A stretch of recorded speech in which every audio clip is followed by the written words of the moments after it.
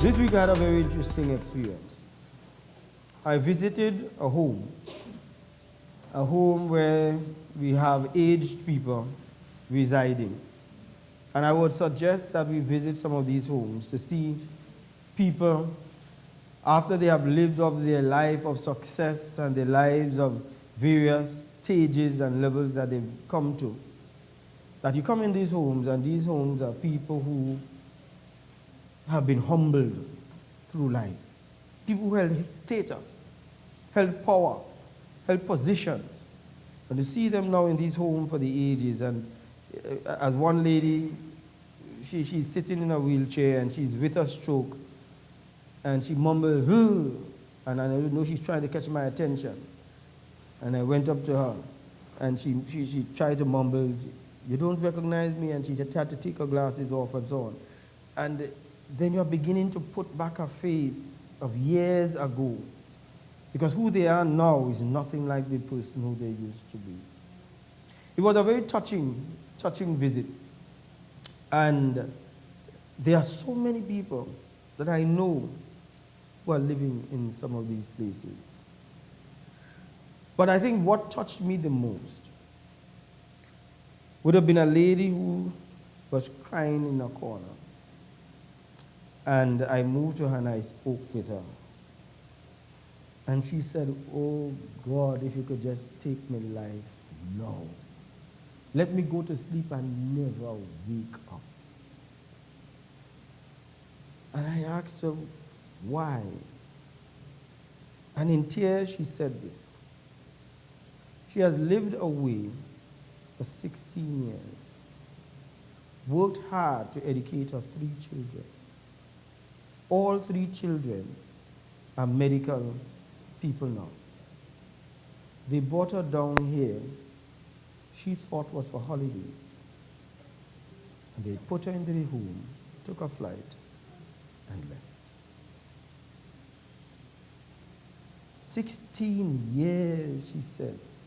I work hard to make my children who they are. All of them medical people, they can't take care of me. And they've abandoned me. Said, "God, let me go and lie down and never wake up." You think you have problems? You think you have issues?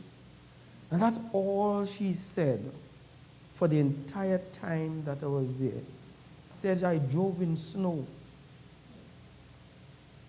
day in and day out. They must be wicked. They have to be wicked." She said, "I have nobody to hug me. I'm here among strangers. Nobody to wipe me off. Nobody to clean me. And just because I'm old, they've abandoned me.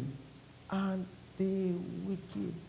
And she started to cry again and say, "God, let me lie down tonight and never wake up again." So that's one side of the story. Sitting right next to her is a lady who's comforting her. Another old lady. And says, Ataya tells you, don't let that worry her. This next lady has 6 children, 5 boys and 1 girl. He said, "They brought me here and they put me among all these people."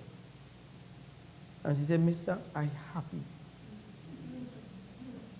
I'm happy because in that house alone by myself, I have people here to talk to. I'm glad. All of them busy, and they're going about their business, and they're doing about their life and so on. But at least I have people. 2 people in the same home, sitting next to each other with 2 different perspectives on life. 2 different perspectives of life. One sad and crying, and one happy. "Let me sing, mister. Let me sing. Let me sing." That's what she said.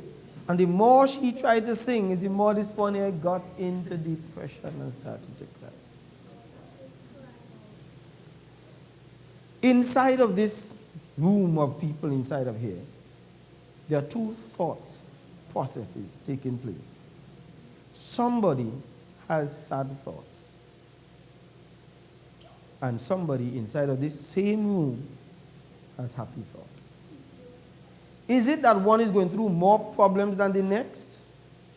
You'll be surprised that sometimes the happy person is going through more problems than you, because this lady only has 3 children, she has 6. So she should really not be here because she has 6.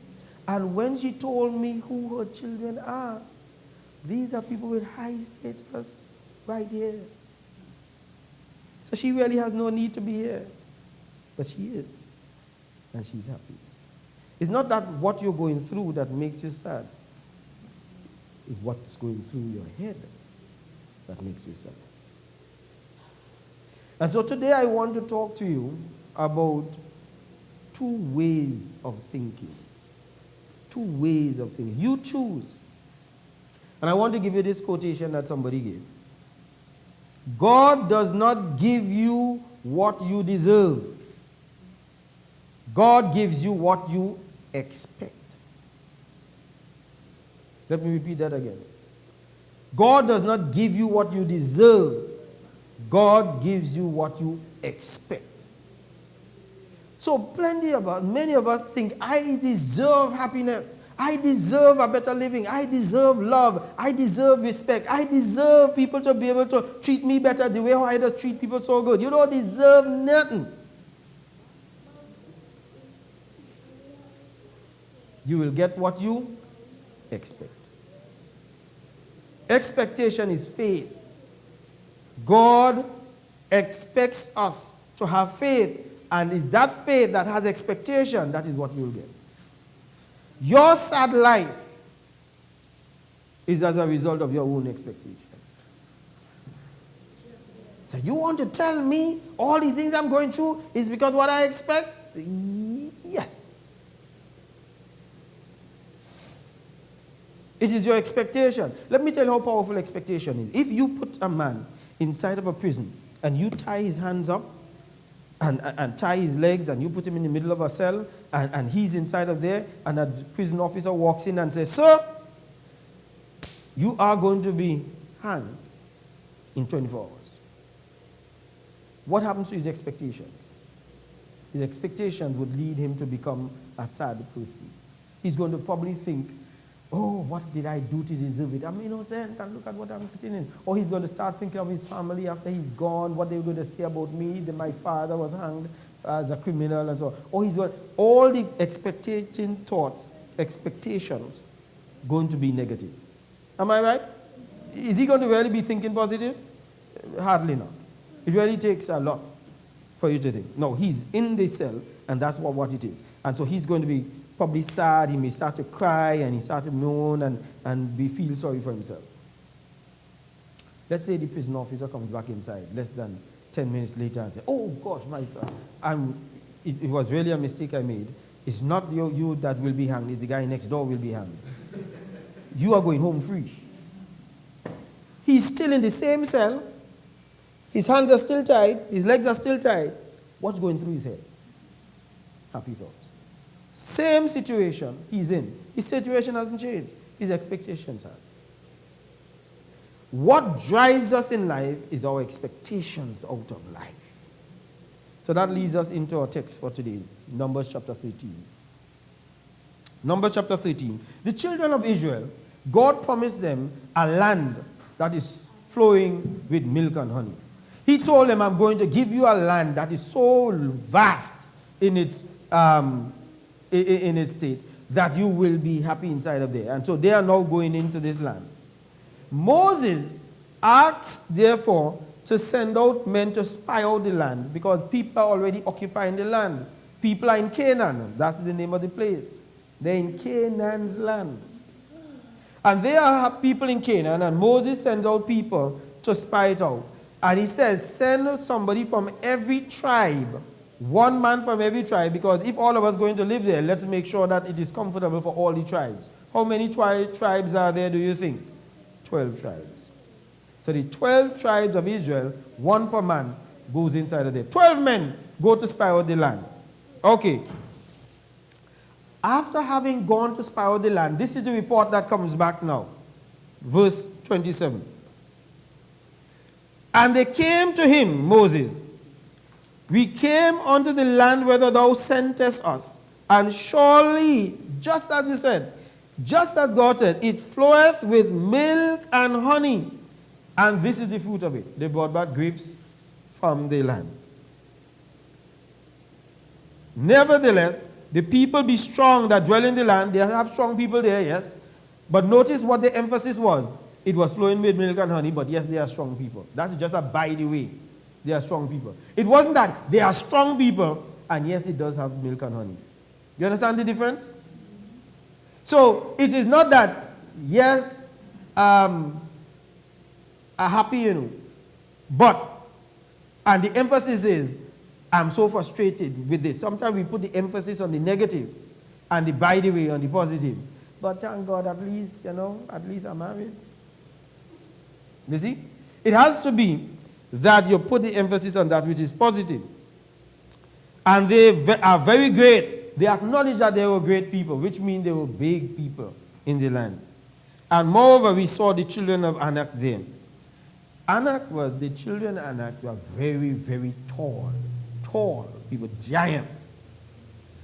And Amalekites dwell in the land of the south, and the Hittites and the Jebusites and Amorites dwell in the mountains, and the Canaanites dwell by the sea and by the coast of Jordan.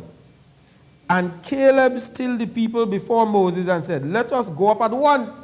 Seeing that it is flowing with milk and honey, yes, it have great people inside of there, tall people, big people. Yes, they are strong people inside of there. But let's go up at once, for we are able to overcome it. We can take it. They are so positive. They are so anxious to be able to do that, notwithstanding all the challenges that they have. And they said, we can overcome it. But the men that went up with them, remember it's 12, eh? So the others that went up with them went on the same mission, to the same place, and saw something differently. Here's what the Bible says. The men that went up with them, we be not able to go up against the people, for they are stronger than we are. They saw the great people, they saw the giants, and they made the emphasis on the giants. The same people with Caleb went up and saw the same people, made the emphasis on the fact that it has milk and honey. Two people, two different thinking, two different circumstances they are coming out of the same situation. And the Bible says, and they brought up an evil report of the land, which they had searched unto the children of Israel, saying, the Lord, the land through which we have gone to search it, is a land that eateth up the inhabitants. These people eating people raw. Thereof, and all the people that we saw in it are men of great stature, tall people. And the Bible says, and there we saw the giants, the sons of Anak, which come of the giants, and we were in our own sight as grasshoppers. So small we are in their sight, and so we were in their sight. Grasshoppers. How do you look at your situation? How do you look at life? Sometimes we get into a complaint mode, and we love to complain.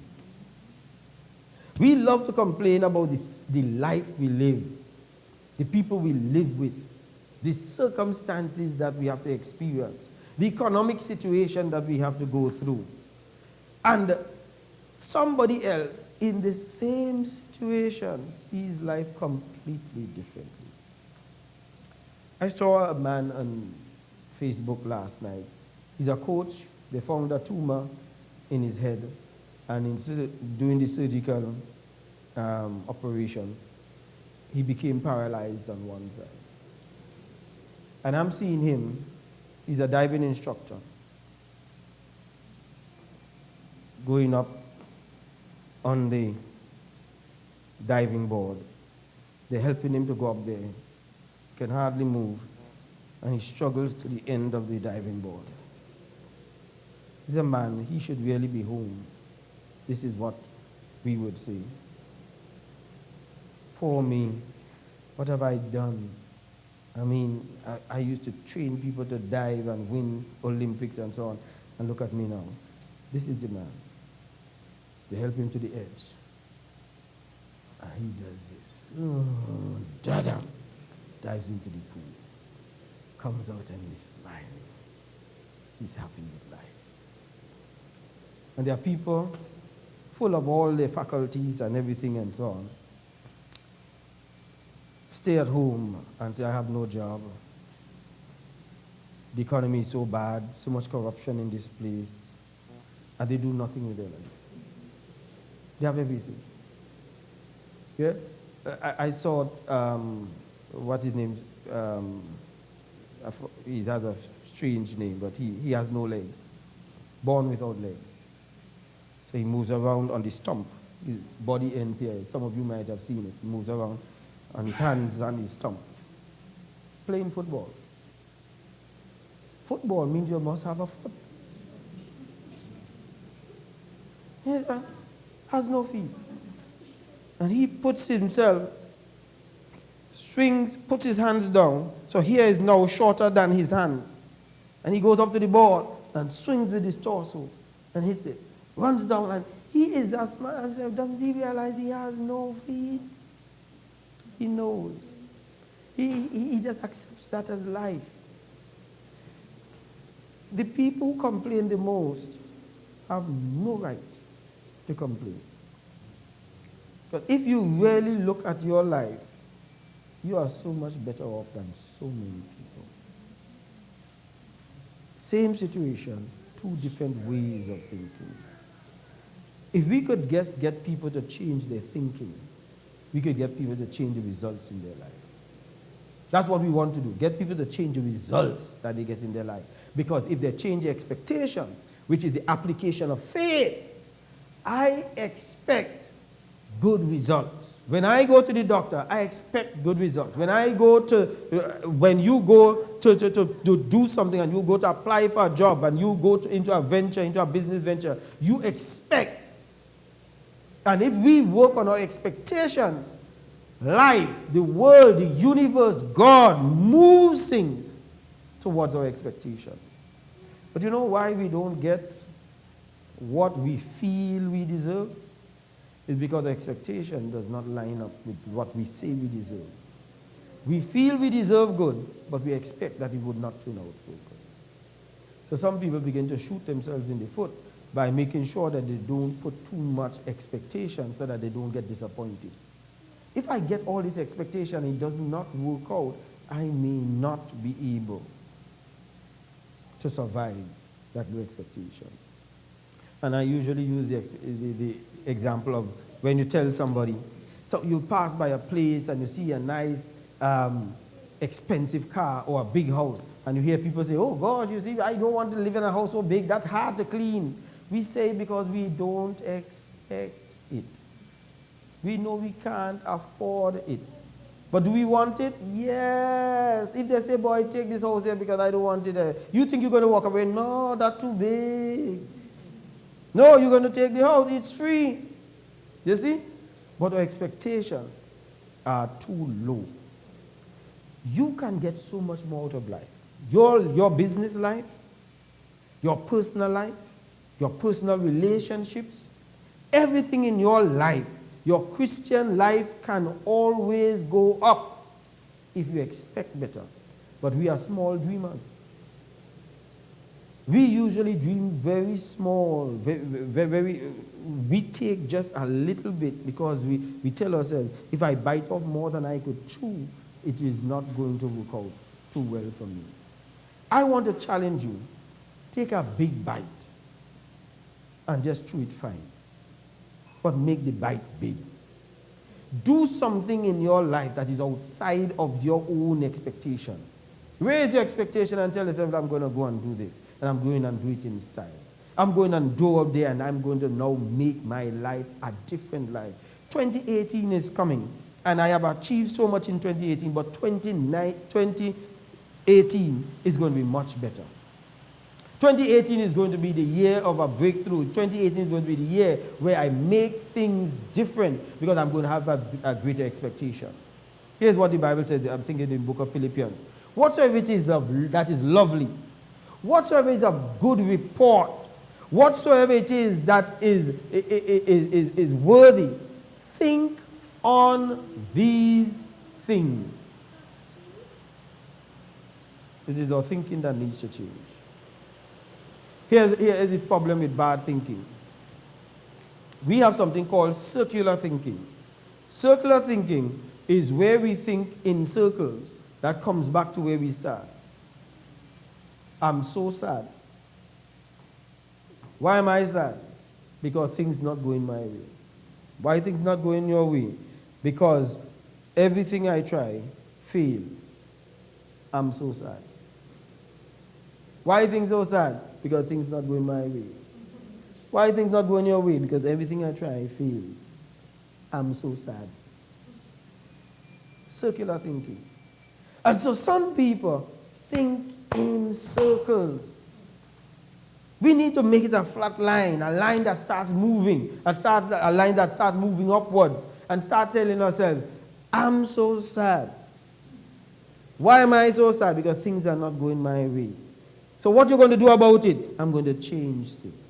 What am I going to change? I'm going to change things and I'm going to achieve some stuff.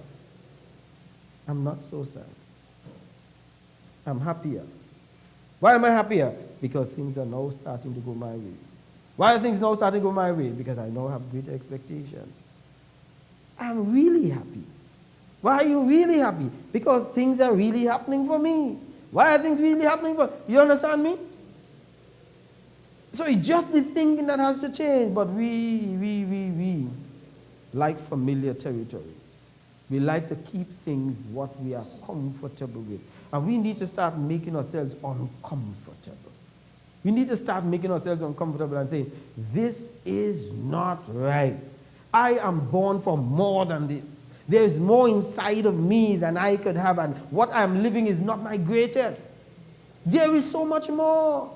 When you have a seed in your hand, you have a field. One grain of seed is a field of seeds in this one grain of seed. And inside of you is so much more. They just said that most of us live a fraction of our greatest potential. Think of your life. And if that statement is true, and I believe it is, you are just a fraction of what you can do. And if you just change your thinking, change your expectations, change your faith, you can live a smashing, explosive life. So some people go into mood swings. How many of you have one time you wake up and you tell yourself, life is good, I'm blessed and highly flavored. And then all of a sudden, you're just sad. Yeah, have you ever had that? You're just sad, and have you ever been sad and you don't know why you're sad, and so on? So it seems as though our life just runs on a roller coaster. High, low, high, low. It does not climb. It does not change. And I'm saying we can change that if we start going after life. Here's what the Bible says. God has not given us the spirit of fear, but of power and of love and of a sound mind. God has given us power. You know what power is? The ability to rearrange things. That's what power is. So whatever it is that is going on in your life, God has given you power. God has given you the ability to rearrange that. Why not just go and rearrange it? Instead of being stuck and complaining, rearrange life. And with God on your side, trust me, you're in the majority. You could rearrange life. I want us to now be a positive set of people.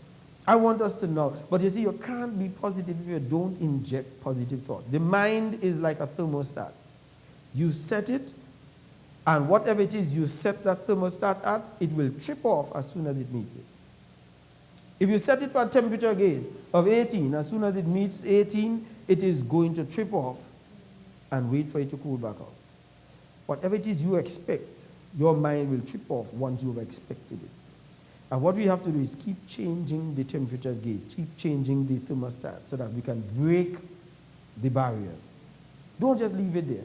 What some of us have done is broken off the switch So we only reach so high and no more. It is generational also. Do you know that? It is generational that if your parents had no high school education, there's a high chance that the person coming up in that family is not going to have a high school education. And if your parent had high school education and probably had A-levels or degree and so on, the children coming up will only have a degree, would not necessarily go. One child may burst that and so on, but generally the rest of them are going to use that as the cutoff point. But have you noticed that doctors tend to have children who are doctors? Yeah? Because that is set generationally.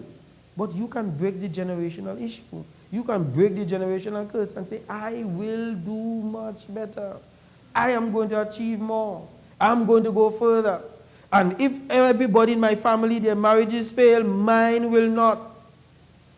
Because you know, that also happens even in relationships.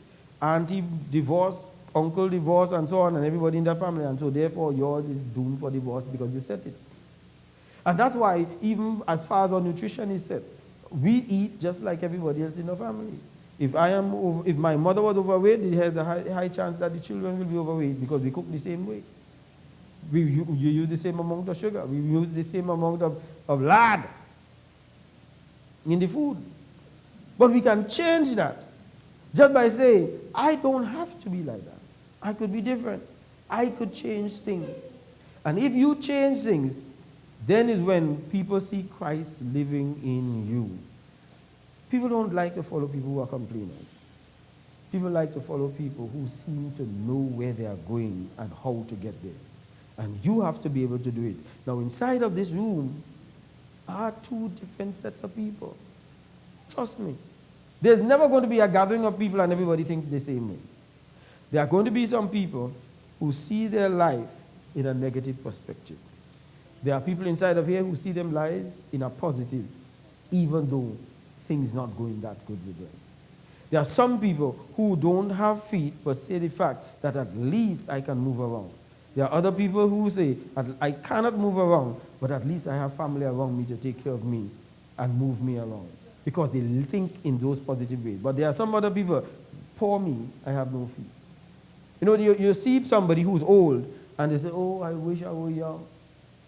And then the young person watch the old person and say, oh, I wish I was settled down in life and had all the gold and jewelry and property that you have. And then somebody else who is poor would look at somebody who's rich and say, I wish I was rich. And somebody who's rich, I say, I wish I didn't have this worry to protect all of these riches. Do you understand me? Because we are never satisfied in whatever state that we are in. The Bible says that we need godliness with contentment is great gain. And we need to learn to look at what we have, who we have, and who we are, and be contented. I really want us to start being a positive set of people. I want you to become a positive set of people. So I want you to think of something that is negative in your life. Something that is not going right in your life right now. And if nothing is in that situation, that in your life there's nothing that is not going right, we'll pray for you. You're on the wrong track. You're on the wrong track. Because something must be going wrong in your life. Everybody must have something going wrong in their life. And I want you to think of that thing that is going wrong. That relationship that is not going right. That situation in your bills, that situation in your health, that situation in your Christian relationship, your relationship with God.